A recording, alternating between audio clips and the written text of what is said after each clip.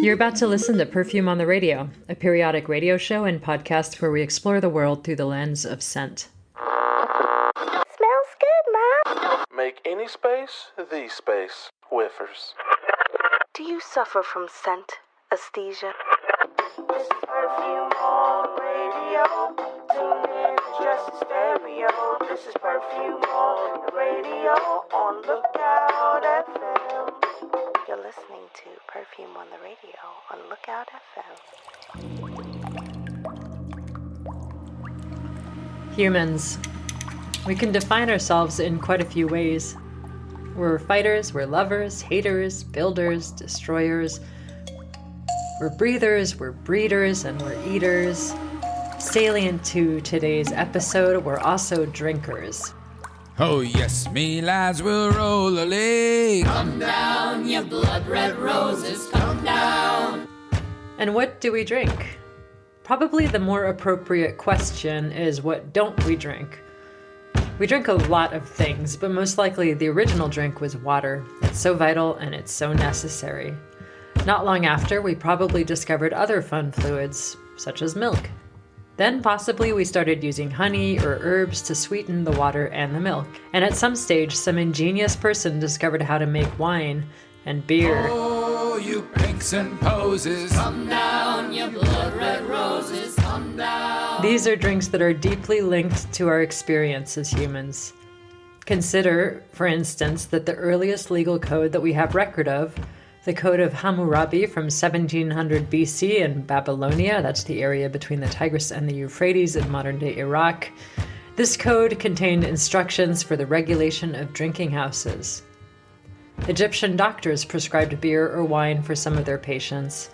Sumerian doctors did the same, and the list goes on and on and on, up to today, where you'd be hard-pressed to find a doctor to prescribe you beer.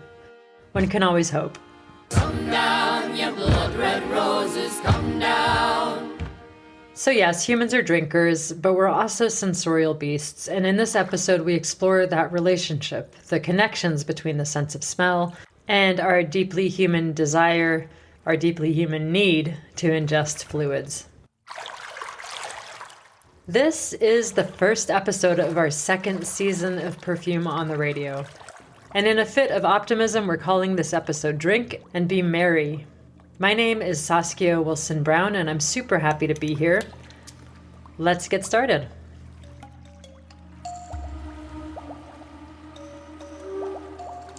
Gina Zupsich was a French professor who became interested in tea. And when I say interested in tea, I should clarify that she got interested enough to start a company with her partner Aaron devoted to providing teas to, quote, blow your mind. It's called August Uncommon, and I can confirm that they have some pretty fascinating blends. Gina joined me from her home in Northeast Los Angeles. I started our conversation with an obvious question. Are there a lot of different aromatic profiles in tea? Tea has a really extraordinary range of flavor and, of course, and smell also. There are three exciting things about tea smells. One is the dry leaf. The second one is the wet leaf. And then the third is what they call the tea liquor, which is what pretty much everyone considers tea. I think my favorite teas of all of the types of teas are the oolongs. Oolong tea is different from every other tea because it's the oldest tea leaf. They're the mature leaves. They've been on the plant longer. They have a terroir, like in wine, that the fresh buds don't. The second most popular tea when people think about tea aromas is probably Darjeeling. The Darjeelings have a very, I would say, high frequency, high pitched, very white flower sort of aroma to them. I also wanted to mention a couple of stranger teas. One of my all-time favorite teas, and you find it in our blends, it's called chunmi. It's a Chinese tea. It's known as precious eyebrow tea because of the shape of the dried leaf. It's a green tea, but it has a almost vanillic creaminess to it. And it's a slightly sweeter green tea than any other green teas that I've had, whether they're Chinese or Taiwanese or Japanese or Korean. It's totally different. The other tea that I absolutely love and will always buy whenever I find it is less obscure. It's golden needle tea. This is a black tea, and it comes from China also. the leaf itself is so beautiful. It's got this sort of hairiness to it, and it looks golden. And the tea itself it's rich, it's malty. It has a depth of like a full-bodied wine. Wow. You mentioned kind of earlier that there are 3 scent profiles in tea. There's the dry leaf, the wet leaf, and then the tea liquor. Do these smells often differ from one another? They do. The biggest difference is probably between the dry and the wet leaf. And then, of course, the tea liquor itself is just a more diluted aroma of the wet leaf. Got it. Right. The dry leaf is more subtle to, I would say, a not so sensitive nose. But you can tell right away about a quality of a tea if you do have the training by the dry leaf smell. The wet leaf is wonderful. They always have the character of that tea plus this wonderful earthy petrichor-like aroma. I love smelling the wet leaf. I wish that people did more tea tasting like that here because it's such a fun experience. Yeah, I bet. Yeah. I'm also sort of curious to hear about your take on the ritual of tea. Is it a personal thing for you? Do you find it to be a cultural thing for you? I mean, just tell me a little bit about how you relate to that. For me, there's sort of a fork in rituals for myself personally. My favorite is the solo tea tasting. For me, tea is totally 360. The smells, the flavors, they create feelings, they create moods. I sometimes feel like I can tell a story that's happening in my mind. So it's just super provocative and really inspiring that way for me. And there's a social aspect to it, but I can't say that I prefer the social tea for myself to what I do by myself. The one exception is that I do love to go to my favorite tea shop in the world, and that's in Paris. And that's the Mariage Frère tea shop, the original one. They have this apothecary, and it's, again, very multisensorial. You have dark wood. It's very, very much harkens back to the 19th century.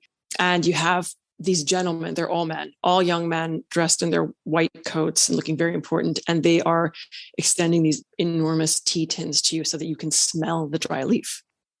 That's exciting. And that's social. And I love that because I want them to share their passion with me and show me what's new and what's different. And so that part I really like too. That's a cool. And Mariage Frère is pretty well reputed. I understand, right? Absolutely. Yeah, it's a well-loved brand. I'm curious also, I guess, I mean, on the topic of this sort of social ritual, I mean, do you know where the first instances of tea culture began?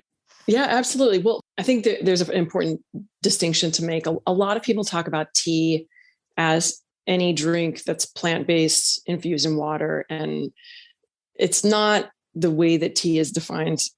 Most people talk about tea as coming from one plant, and that's the Camellia sinensis plant. And it's native to China. It is native to some other areas that are no longer China, like Taiwan and Southeast Asia.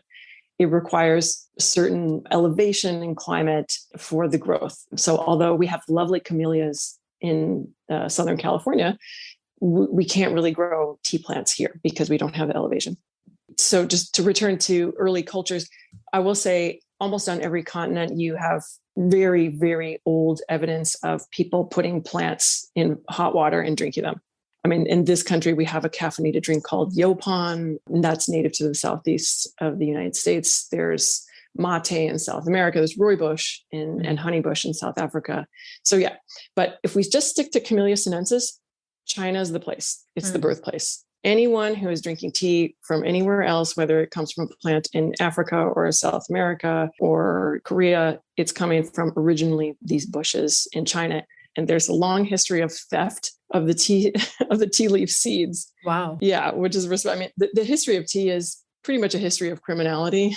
There's a really great story of how tea was introduced as an agricultural crop in India, and that's this fellow named Robert Fortune, who I believe was a Scotsman, and he apparently dressed as a Chinese person to the best of his abilities and supposedly passed or was let to pass, stole some tea plants and then took them over. And that's where you get the Assam tea estates. Wow, that's fascinating. Well, when would that have been? Like the 1700s? Yeah, that's 18th century. But tea as a world crop And it is one of the most expanded crops in the world. It pretty much started, like, the major industrialization was not until the 19th century, 20th century in other parts of the world. Is that when it started to become really popular in the US, for instance? Yes. There are two main historical periods for the expansion of tea. So tea had been enjoyed in China for a long time, well before the Japanese finally decided to cultivate it on their own. They had been going to China, Japanese priests had been going to China in, like, I want to say the 10th, 11th, 12th century. So over the course of centuries. And then they decided that they would cultivate in Japan. Then the 16th century, you have three important players, the Portuguese, the Dutch, and the British, who all got really interested in tea for financial reasons and also for cultural reasons. And then they started importing. But the Brits were the ones who in the 18th and 19th century really exploded it everywhere. Moroccan tea comes from British, a little bit of Dutch, but primarily British introduction. Let's see, where else? I mean, pretty much everywhere. Obviously, the United States. I mean, it's funny. I don't know if I can think that tea is really popular here. It's not like it is in Britain, right, where everybody has their cuppa in the morning, but... Right. It was as popular here. And after the Boston Tea Party, there was a continued underground bootleg tea importation for decades. Huh. But the reason why coffee took over here is because the US had access to trading and colonial production of coffee. They just said, okay, well, we need to cut ties with the British Empire. China was not willing to trade with us at that point. So they just said, okay, it was simply an easier trade. And then it was commercialized. It blows my mind how things like that can affect, like, how we live every day. Like, I never would have thought that my coffee habit is because, of these sort of cultural and social trade issues. Right. Yeah. It's fascinating. Yeah. And the only reason why the Brits continued to be able to have enough tea to export and control globally was because of their cultivation in India. But coming back to the US, what happened to commercialized tea here after the Boston Tea Party was iced tea, sweet tea, and tea bags. These are more or less American inventions. The first iced teas were also sweet, and they were primarily green teas. Wow. People were drinking green tea here with milk and sugar and lots of ice. And green tea originally would have come from China as well, right? I mean, the original leaves. Yes. Right? Okay. Yeah. What's the difference between green tea and black tea, actually? Sorry, incidentally. It's the processing. Green tea doesn't have it doesn't have as much finishing technique or processing after the leaves are plucked. So they're plucked and they're dried. And then they are, depending on whether or not you're talking about Chinese teas or Japanese teas, they'll either be steam finished, and that's a Japanese that gives you the dark flat leaf, or the Chinese will use pan frying and other techniques, and that gives you a more muted green color. But black tea is really just longer firing, longer heat, just a longer period of oxidization. That's why it goes from green all the way to black. Wow. When you ask about Chinese tea, there's some super exciting scholarship that's just coming out again. And there's a really great book about Japanese tea in the United States. And so when I answered you that it was primarily Chinese tea, the debate is still there about what type of tea was the first tea to take hold of the US. There was a significant amount of Japanese green tea, even in the 19th century. Well, as sort of to close us off, I understand that there's a bit of a debate about, I guess, for lack of a better definition, and I'm speaking from a layman's perspective, flavoring, quote, in tea. So can you explain what you mean by flavoring, and then a bit about the debate? It's not so much a debate, I think, as a matter of taste. And I think that, unfortunately, people have come to take taste preferences and to privilege some, demonize others, and say, okay, well, this is healthier, this is more natural. As long as people have been drinking tea, they have been flavoring it. Right. It's just a matter of taking one plant and putting it with other plants, which is very traditional in Chinese medicine and in Chinese culture. So what we would consider the first non-medicinal flavored teas were with highly aromatic flowers like jasmine, osmanthus, that's one of my favorites, roses, but also fruits, orange peel, lychee, like all kinds of things were used with teas. And then Moroccan tea is also flavored. And then if you think about it, really, British tea itself is flavored tea. I mean, you're taking milk and you're taking sugar and you are adding these to the tea to create a certain flavor profile. The problem that I've seen come up as someone who is blending tea for a gourmet blended tea company, is that there are a lot of people who believe that the pure tea leaf itself should not be combined with anything. And that is, it's adulterated.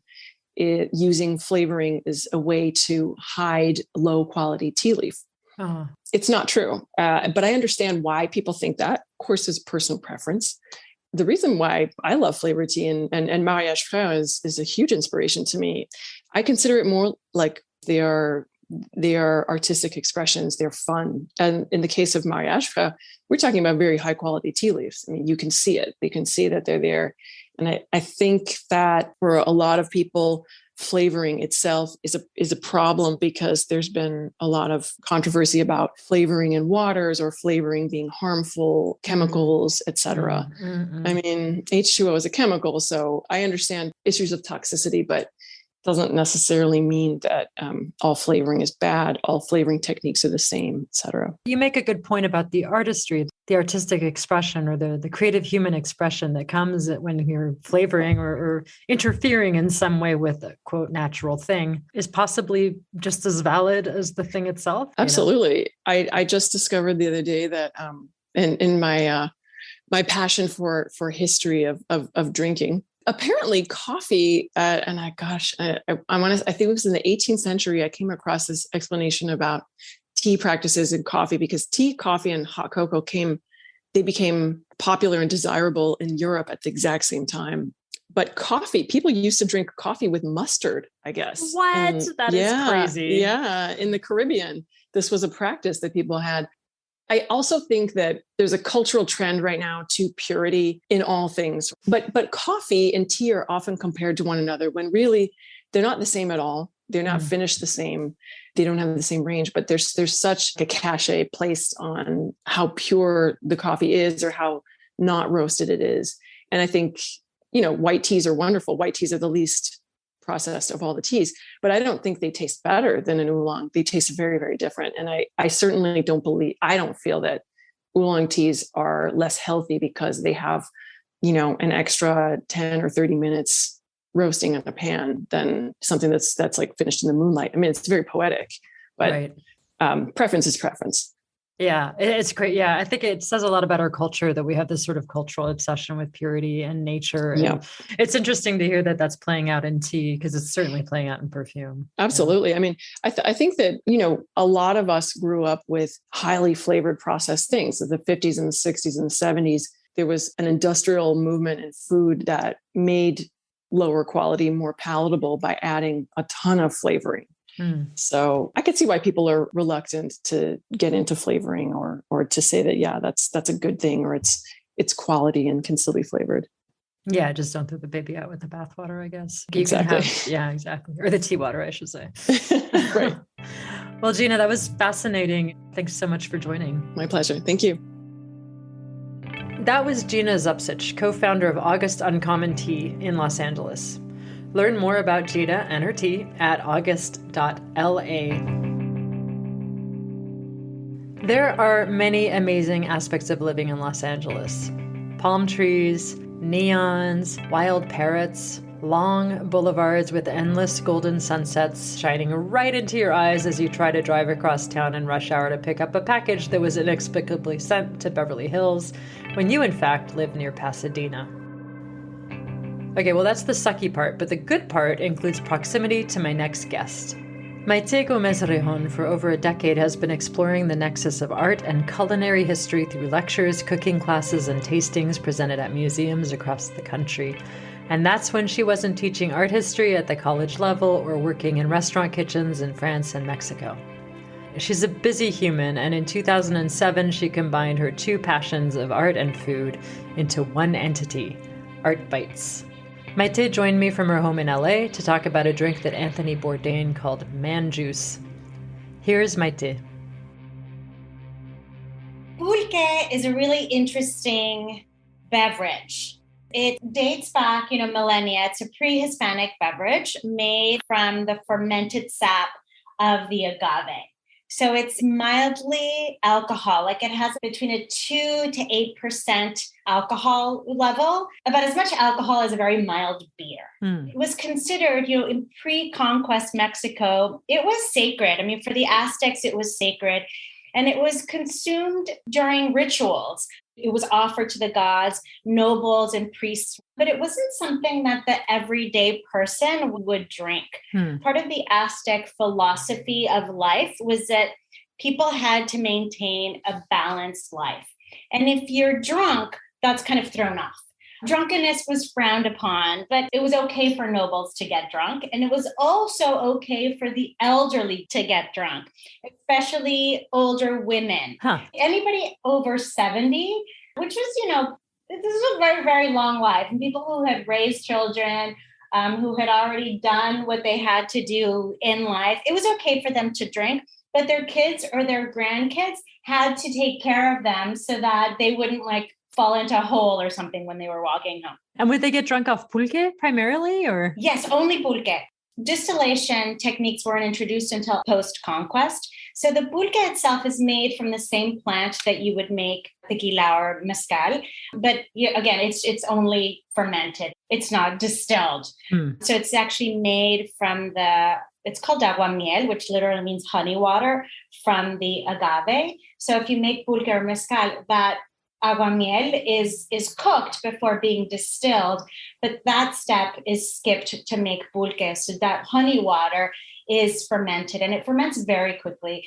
Within a couple of hours, it's fermented. So it does not travel well. There's a little bit of slimy. I hate to say the word slimy because it's immediately ew, gross. But so when it's really fresh, it's not very slimy. It's just a little viscous. So you could only really get it in central Mexico when it's really, really fresh. And so how did people serve the pulque? How would they serve it up when they were drinking it? So we see a lot of codexes that were made, post-conquest. So we have a lot of illustrations of them. And they were served from large clay vessels. And you can tell that it's pulque because we see little bubbles coming up from the top. So we could see that it's this kind of bubbly beverage. They're just plain clay vessels or rabbit-shaped clay vessels. A large pot was sort of put out, and then it was ladled into jicaras, which are little gourds, little cups. And so why rabbits? What's the story with rabbits and pulque? The legend has it that the very first time the pulque was discovered was a little rabbit nibbled on the agave leaf and discovered it. That's the one theory of the rabbit. But the bigger story of the rabbit is the goddess Mayahuel, who is the Aztec goddess of fertility. So this goddess is personified by an agave, which is said to have 400 leaves. Wow. To the Aztecs, 400 was representative of infinity and also the infinite manners of being drunk. Wait, 400 ways of being drunk? Yeah, so there are 400 manners of intoxication, however you want to put it. Mayahuel has 400 leaves, which are equivalent to her 400 breasts to feed her 400 children, who are 400 rabbits. Oh my gosh. Wow. So 400 really has a lot of significance to the Aztec. It does. Yes. It's a symbolic of infinity. And also just another thing, just going back to this idea of drunkenness, how it was consumed, for ritual occasions, nobles and priests could drink it. It was also given, pulque was given to ceremonial victims during rituals for people who would be sacrificed, just to numb them a little bit. Wow. So this is, before sugar, right? Before the introduction of sugar, before the introduction of, caffeine, distillation, things that were intoxicating to the body were very different then than they are now. The chocolate had theobroma, which was a bit of an intoxicant. And then you had these fermented beverages. But then, of course, there was also, hallucinogenic mushrooms and plants. But they were given this to sort of get them to another state of consciousness before, rituals. But the last 5 days of the year to the Aztecs were considered dead days because it wasn't guaranteed that the solar gods were going to grant another year. So those last 5 days of the year, it was okay for everybody to get hammered on pulque. Not just the old ladies. Not just the old ladies, yes, but everybody. So are people still drinking? I did a little research and I saw that there's some sort of craft breweries that are engaging in pulque production. But do you know if this is widespread? Have you come across it yourself? It's actually not terribly widespread, only because it spoils so quickly. You do see this resurgence in pulque drinking in central Mexico. And a lot of pulquerias have been taken over by this sort of young, hip crowd. They're drinking something they're called curados, which is basically they take the pulque, but they'll add different flavors like fruit to it, or, celery or vanilla, or sort of different flavors to it, instead of just drinking the real sort of plain pulque. But it's interesting, like with post-conquest, this idea of pulque became the drink of the indigenous class. So it really became, frowned upon. So it was sort of pushed, to the side. And if you drank pulque, you were sort of considered, low class. And things like, wines that were brought in from Europe, and also eventually mezcal and tequila became sort of the more prevalent drinks among different classes. I mean, there's so many varieties, right? The very, very wealthy prefer to drink European wines and cognacs. So there were lots of different hierarchies in what people were drinking, but pulque was considered the lowest of the low. In the 1910s, 1920s, with the Mexican Revolution, it sort of became the drink of the people. So you see people like Diego Rivera and Frida Kahlo and all of these artists that were so involved in the revolutionary movement. This became their drink. They would drink pulque and they would drink tequila, and it was a sense of pride. Then it kind of fell to the wayside again. It kind of comes back and forth. And even before the revolution, when beer became prevalent in the late 19th century, the beer companies were kind of saying, oh yeah, pulque is unhygienic, it's bad. So it didn't have good marketing. As of, recently, the past few years, it's become really quite popular. And in these pulquerias, you'll see the old, drunk men sitting by the bar, and then the young, hip crowd sort of drinking this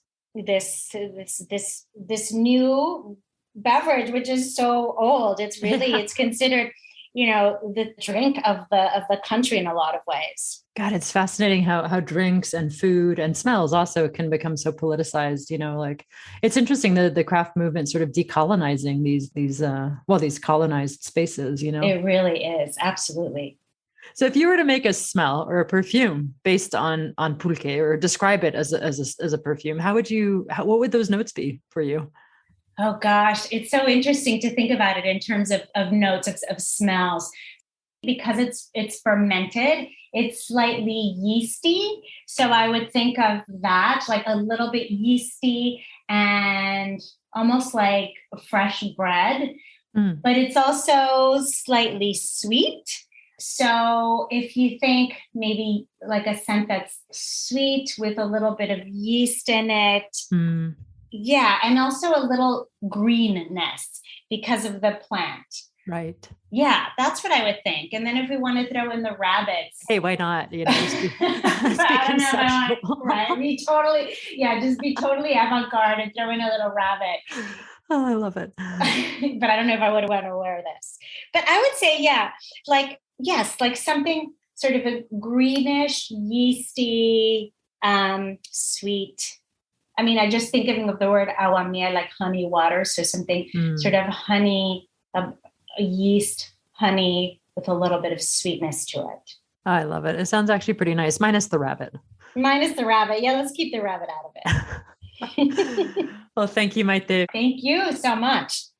That was Maite Gomez-Rejón, and you can learn more about her work at artbytes.net.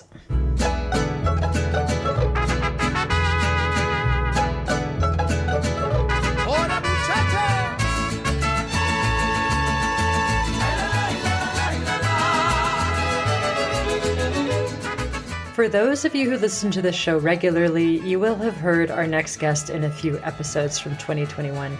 notably speaking about the smells of the Minotaur in our episode about mythical beasts. Spyros Drosopoulos is a perfumer and a scientist. Like many perfumers, he knows a surprising amount about alcohol, in his case, particularly about gin. Spyros joined me from his home in Rotterdam in the Netherlands, and I started our chat by asking him about the relationship between gin and Genever.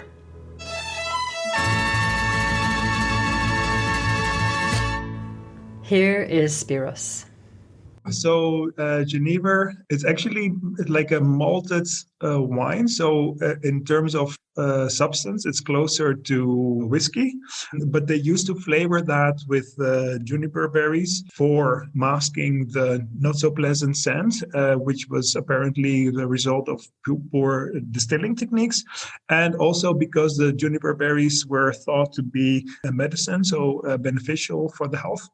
And then, as the story goes, there was a war, or for whatever reason, there were British soldiers in the Netherlands, and they brought some Genever back home, where they refined the drink and added the lemon zest in the distillation process, which resulted in what we currently know as gin. And so gin is basically a refined version of Genever, is what I'm hearing. So from an olfactory perspective, is there a difference between the two? Can you tell the difference when you're smelling both? Yeah, absolutely. So like Genever, the old Genever, so which is not old because it's aged, it's old because it refers to the old technique, the old distilling technique, is actually closer to whiskey in terms of a scent profile, especially if it also gets cask aged. And then gin, the spirit has actually less of a taste. So the material that provides the sugar, which gets turned into alcohol, you don't taste. Actually, it could be anything where the alcohol comes from. And the juniper berries are the dominant flavor. I mean, if you cannot taste juniper berries, then it basically doesn't qualify as gin. So if you can only taste, spices or herbs or lemons or citrus fruits and stuff like that. But then other than that, you can basically go as crazy as your imagination allows you, as long as you taste the juniper berries. That's really cool. So if you were to make a perfume, a gin perfume, what would your materials be? Actually, I have made a couple of times for room scents, and I'm incorporating a gin accord in one of my own perfumes. So yeah, and there the dominant note has to be the juniper berries. Typically, you find also things like cardamom in gin, orris, represented by beta-ionone mostly. So it's more like a raspberry note. It's not so much the orris earthy, woody note that you associate with orris concrete extract, for example. And then, of course, there's all the citrus kind of notes, mostly pamplemousse, grapefruit, or a little bit more in the lemon zest, for example. I haven't seen gins with mandarins or strong orange notes, as far as I know. Mostly it's grapefruits or lemons. So that would be my default notes. But again, you can go as crazy as you want. You see angelica seeds very often being incorporated in gin, herb, spicy kind of notes. It sounds like a drinkable perfume. Yeah, I guess if your alcohol would be non-denaturated, so drinkable, and your essential oils or the materials that you work with would have a FEMA number, so there would be a food grade.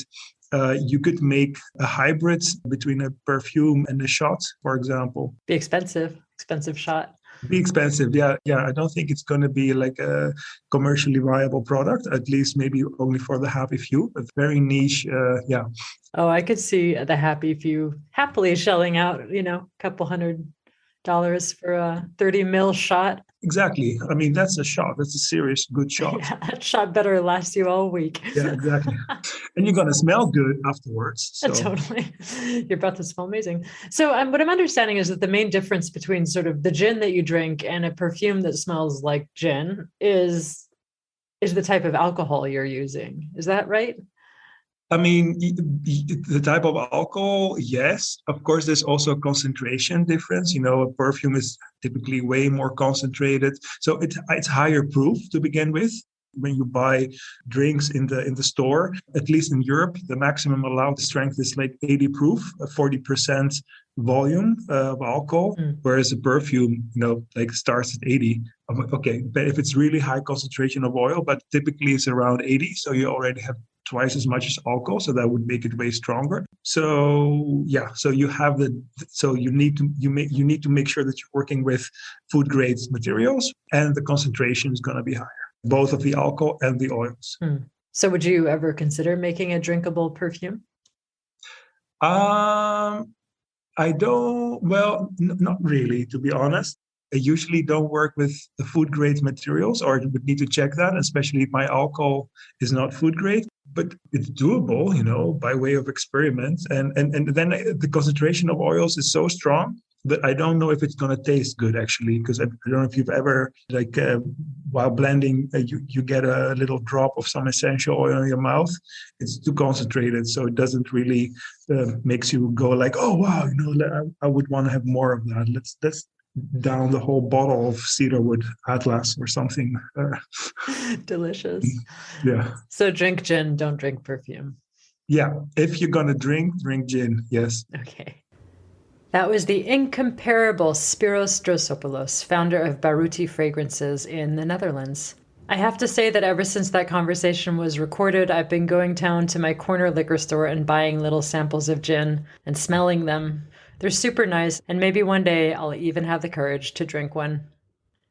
Someone who lacks no courage when it comes to trying gin, Chris Raba spent 10 years in the bar industry. From barback to lead bartender to cocktail menu creator, he's seen it all. And as with anybody who works in the night world, I am super curious to hear his stories. He's now the managing partner at Bolita, where he was in charge of overseeing the creation of the cocktail menu and delineating the philosophy of the Cuban-themed bar. I started our chat asking Chris what Bolita means for Cubans. Here's what he had to say.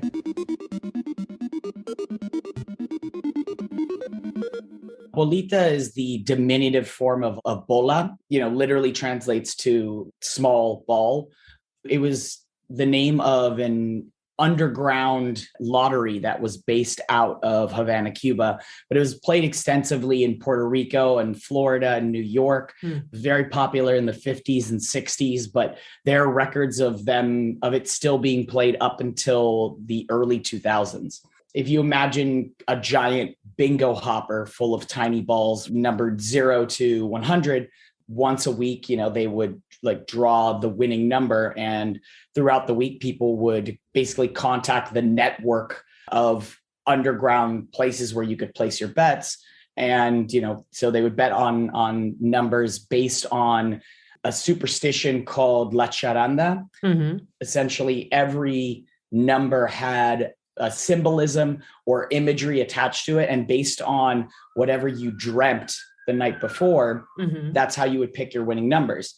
And then on Saturday nights, they would draw the winning number. They would call up all of the bars in their network and then announce the winning numbers. And, if you were lucky enough to win, then usually people celebrated at the bars. The reason we chose that particular name is because my partner, Daniel, and I, we knew we wanted to create a bar program that was Cuban inspired. But, in addition to a lot of hard work, a lot of luck went into this. So in a way, we kind of hit the lotto. The more we thought about Bolita as the name, and we just started naturally referring to the bar as Bolita. And then we were like, okay, that's it. That's going to be that's the name. That's so dope. I love it. And so when you're doing homage to something that is culturally so important, how do you start to imagine or think about putting a cocktail menu together?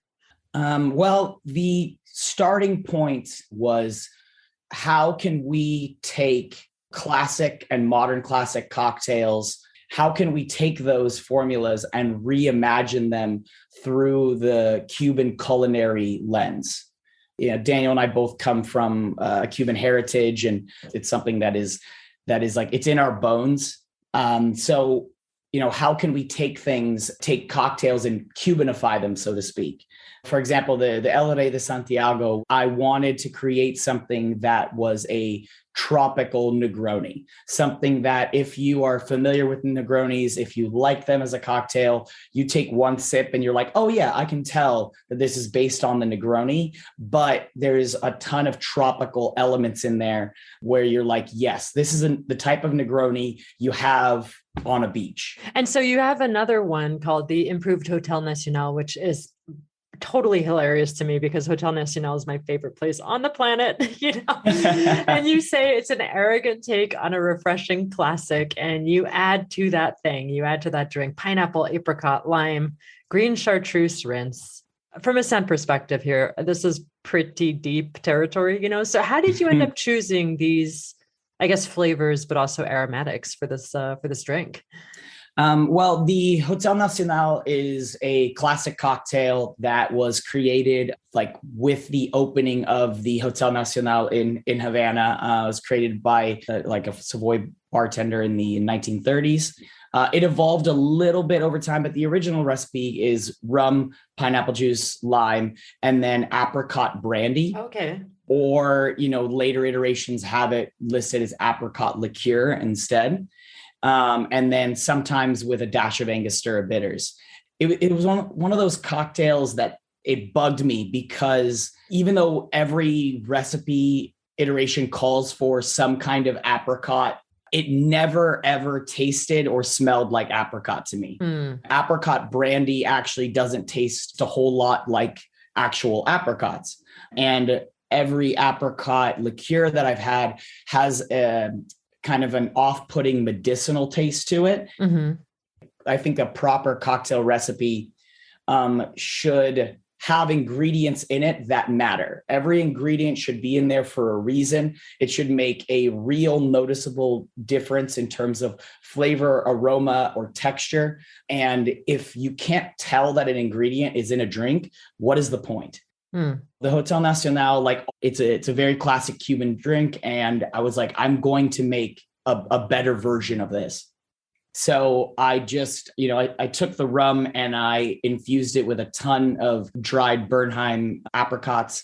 And now I have a Hotel Nacional that tastes like apricots. You can taste the pineapple and the lime, but you can also the apricot is absolutely present.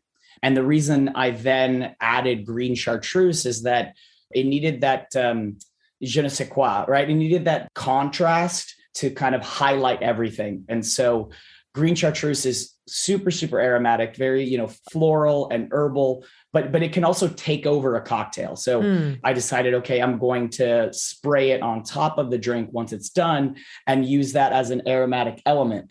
I garnish it with just a floated, dehydrated lime wheel. It's very important for me when building this cocktail out that you pour the cocktail in the glass and then you float the lime wheel and then you spray it with green chartreuse so that green chartreuse will sit on the lime wheel that is constantly floating. And so as you drink the cocktail, that green chartreuse stays right there on that lime. So you get a consistent aromatic quality to it. So the chartreuse really, it serves a taste purpose, I suppose, to a degree, but really what I'm hearing is that it really is for the aromatic impression, for the smell effectively. Yeah, 100%. So you come from Cuban descent. Can you tell us about a couple classic Cuban drinks, that you grew up with? Yeah, absolutely. Absolutely. Okay. Yeah. Where to start? So, there's the La Floridita daiquiri, also known as the Hemingway daiquiri. Hemingway is kind of he's a very popular, almost folk hero status, right? He's got this folk legendary status in Cuba. There's, I want to say it is the La Floridita bar. They have a bust of Hemingway outside. So the La Floridita daiquiri is, legend has it was created for Hemingway, because he wanted something without sugar. Now that's kind of a misnomer. There definitely is sugar in this cocktail, but the classic version is a dry unaged rum, kind of classic Bacardi style rum, and lime juice, grapefruit juice, and maraschino liqueur. The maraschino does bring in some sugar, and the grapefruit juice does bring in some sugar, but it's definitely on the drier lighter side. It is a very delightful kind of tropical summertime cocktail. Fantastic. And then mojito is basically what is a mojito? I always forget. So also again, that kind of like classic, like Bacardi style rum is what you're going to use. Lime, sugar, mint, that's the big one, and soda water. We actually muddle lime wedges instead of using lime juice. And that's because, they didn't have industrial juicers, right? They were juicing by hand. And Right. so if you're juicing a lime by hand, you're going to be pressing in all of the lime oils that are in the skin. It's a slightly different flavor. For this sweetener, we use a cane sugar syrup, and it's essentially sugarcane juice that's been reduced until it's shelf stable. It's got a lot more caramely notes to it. They didn't have highly processed white sugar when they invented the mojito. They were using something that's closer to a turbinado sugar or, a demerara sugar. We thought, okay, what's better than fresh pressed sugarcane juice? That's not something that we can get regularly in the bar. Yeah, but it's really, really good. And it adds sweetness while also adding another layer of like complexity. Yeah, totally. And other than that, the goal for any mint cocktail is you want to take as much mint as you think you'll need, right, in the shaker tin to muddle, and then double that. When you think you've got enough, double it. Oh my God. For me, that's the point. The mint has got to take center stage here. I didn't realize this until I started going to some farmers markets, but there are a ton of different mint varietals out there. There is actually a varietal mint called mojito mint, which has like natural sweetness to it. There's pineapple mint. Chocolate mint is amazing. And all of these are like mint and, it's like mint and like a chocolate note or a pineapple note. And that stuff is really, really cool. Get deep in the mints. Yeah. Do you think that smell is a factor when you're coming up with these drink ideas? Yes, absolutely. I mean, it's an inextricable part of it. Yeah. Like in terms of the sensory experience that you get on your tongue and in your mouth, it's actually pretty limited. Acidity and saltiness, and then umami and sweetness. But a lot of things that we call flavors is really processed, by your nose. It's really an aroma. I have a sort of a ridiculous question, but if you had to make a cocktail that was made for the smell alone, what would it be? Which of your cocktails do you think would lend itself to that? Oh man.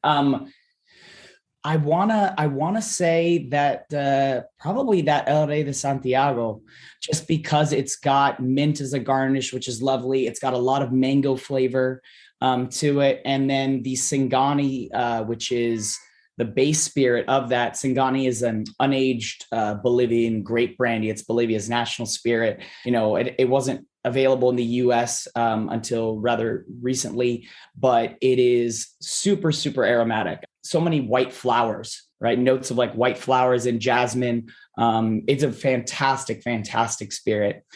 Sounds delicious. Actually, one of my favorite smells in the world of booze is like whiskey. So bourbon and rye in particular, like that smell of oak is one of my favorite smells. I don't know if you've ever visited a rick house. It's just the warehouse where they like store and age whiskey in oak barrels. Mm-hmm. The smell of a rick house is one of my favorite smells of all time. Occasionally, throughout my bartending career, I'll occasionally spill some whiskey on myself. And, like I secretly love it. Like that's awesome. I secretly love when that happens because I'm like, yes, I smell like a rick house. That's awesome. It's lovely when you spill the things you like on yourself. Right. Yeah. Well, our friends in LA, you'll have to go into Bolita and order a whiskey, or better yet, an El Rey de Santiago, and stick it behind your ears and see if it works for you. That was Chris Raba, managing partner at the Cuban-themed cocktail bar in Los Angeles, known as Bolita. You can learn more about Bolita at bolita.la, and for those of you in LA, please go and enjoy a drink.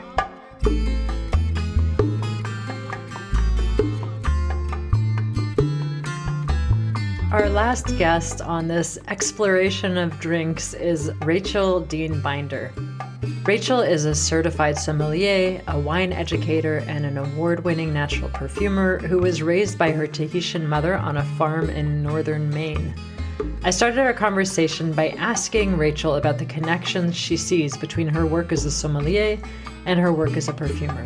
Here is Rachel.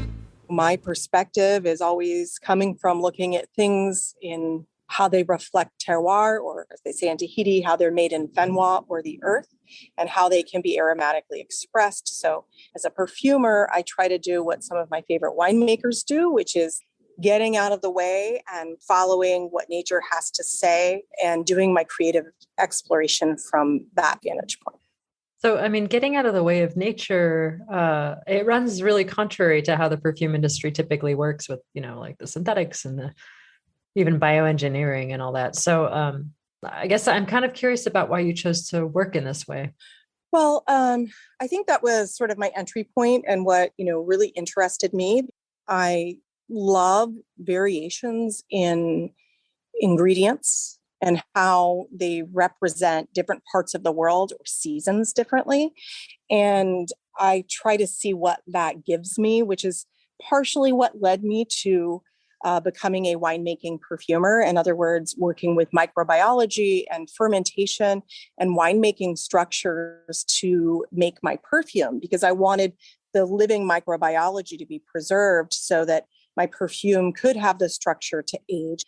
And then also because I'm such a wine enthusiast, I've then been working forward and, doing olfactory dinners with it, having the wine and perfume complement one another, which is not a common thing, of course. They're like on different channels. Different channels. I guess, is this maybe because wearing perfume would have been seen by wine people as an impediment to their enjoyment of the flavors or the fragrance of the wine?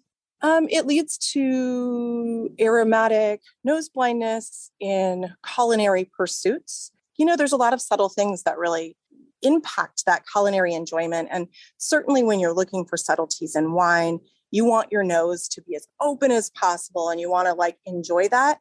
And if you're putting something near it, you want it to be what they call, molecular harmony. You want that molecular harmony with your food, or I sometimes, I've been known to do rose near Barolo, but that teaches and educates people to discover the rose in the wine because they'll remember that molecular harmony.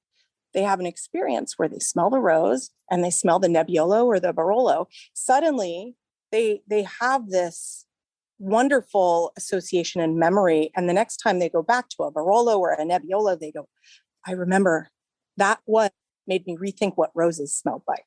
And so it can be really kind of exciting. Oh yeah, I'd get excited too. It sounds really symbiotic. Yes. Yeah. Okay, Rachel. So putting on your perfumer hat, do you ever cross over in your two interests? For example, using wine notes in your perfume production or composition? Yes. So the one I just released is in fact both a perfume and a wine. And it took 2 years to ferment all the fruit that went into it. It was aged in both a Slovenian oak barrel and a clay amphora.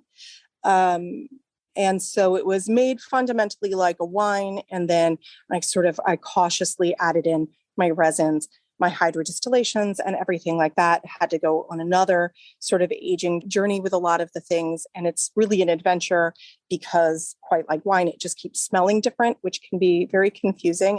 It's almost stressful because it's a whole new animal. Yeah, I imagine. That being said, I do work a lot with boozy things. In my Angel's Share, for example, I do a different rum every year. And I've been focusing on Jamaican terroir because their rums are simply the most aromatically spectacular. But I do a different one every year. And that is very unabashedly boozy, reflecting that Jamaican terroir. Part of why that's so spectacular to me is because they make these aromatics through the dirty types of fermentation. A perfumer would be horrified that something so dirty made something so beautiful. And yet you have these multi-textured esters that come out of rum that just cannot be recreated in any other capacity with that level of beauty. Yeah, sometimes dirty is unexpectedly beautiful, isn't it? Yeah. So this rum perfume, Angel's Share, and the perfumes that you're making that are both perfumes and wines, this represents quite a different process, I think, from if you were making something that wasn't meant to be consumed orally. So can you just walk us through this process a little bit? I start with a fruit. I mean, in the case of Tar and Roses, which is my Barolo perfume, I started with the aromatic notes of Barolo, and I started with the fruits that it was most known for. And then I made wines from that, but they aren't necessarily traditional wines. It's a wine that's made for perfume. For the aromatics, it is much denser. The decisions on skin contact are totally separate. And then there are other decisions that you have to make just ultimately in terms of structure, of course, and ageability for tannins, sugar to acidity, viscosity, and a bunch of other things. But I always begin with the fruit, with the exception, of course, of Angel's Share, where I begin with the rum that I've chosen that year. But the fruit process is quite varied depending, because you have to know the sugar content, when it was picked, at what point it's best to begin the fermentation process. And while mostly I use wild native yeast, for something like Tar and Roses, I experimented with an indigenous yeast to northern Italy that Barolo is usually made from naturally. It's so cool. I just don't know anyone else who's working in this way with scent, where, it's sort of designed to emulate or mimic, the process of making and consuming wine. So I don't know, it seems really new to me. No, it is, but I feel like I'm in the wild, wild west a little bit, because I never thought I would have to make so many phone calls to people in biology and microbiology and science. I think I initially may not have even had the courage to go down this lane had I not listened to so many winemakers and spirits makers talk about their art form. But also I sort of made this batch of, I don't know what, I'm playing around, of guava like quite a number of years ago. And it was not a perfume I sold. It was just something that I put aside. And what wound up happening is it got more and more beautiful as time went by, which is contrary to what I'd sort of been told would happen, which is, fruits, that beauty is going to die. And I found the contrary to be true. Again, you've got to think about how it's being structured. It's not just fruit will always do that. It's what you're pairing it all with. In the formulation that sort of protects it for that ageability. I work with, for example, redwood, and that is just a tannic gem. It really preserves things from a natural perspective and just grows with age and becomes more beautiful. Now I'm just very curious on what the ageability qualities would be. When you have something like champagne, they have like this incredible sort of map where they go young, light, and lively. These are the aromatics that are going to be most dominant for these grapes. So, you have a general idea of what sort of that grape structure is aromatically or flavor-wise going to become. And so for some things, I have a better idea, your guavas and your passion fruits. But now that I'm branching out with like so many different types of fruit materials, I have to just study and know what all of the different compounds that live frequently within them are, and just follow wine logic and structure logic and test the sugar content, of course, and hope and jump off the cliff. So you mentioned earlier that you kind of want your perfumes to age, in a similar way, I guess, to how wine ages. So again, this is completely out of line with the approach typically taken by the mass market perfume, which is really geared towards consuming and discarding and consuming and discarding. And so I guess I don't know what I'm saying, except really that it's a pretty interesting approach that you have, and I'm into it.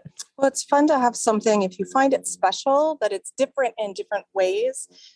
I also, even something that's living in microbiology, like a wine, and I don't mean like a wine you get at the grocery store, because the way those are filtered out, it's not quite the same thing that I mean, but a really well-made wine, great winemaker, like for whatever reason, even the least woo-woo person in the wine industry that I've met, they will swear up and down and look you straight in the eye and tell you that things do smell different on a fruit day or a flower day or a root day. And if you taste and smell things professionally, you start to really notice that there are certain days that things just really lift. And that seems to be true about living materials, about living microbiology. And I love that. And I'm like, I've worn the same perfume for 10 days in a row. And I every day I'm like, wait, this is messing with my head. I like the adventure of that. And that's always what I loved about some of my great, the culinary artists that I liked, and certainly the wine artists and the champagne artists that I liked.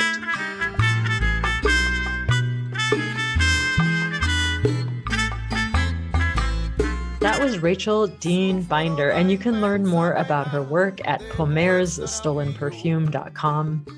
If you didn't fully catch that name, go to our website, perfumeontheradio.com, and click on this episode link. We have all our guests listed there. And that was our show, the first show of our second season, which we optimistically called Drink and Be Merry. I feel merry. I hope you feel merry too.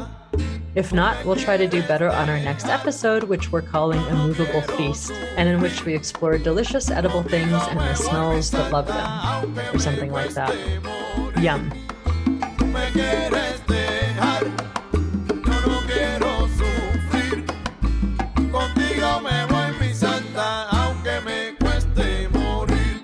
Perfume on the Radio is a radio show and podcast produced and presented by the Institute for Art and Olfaction, a nonprofit organization devoted to experimentation and access in the field of perfumery.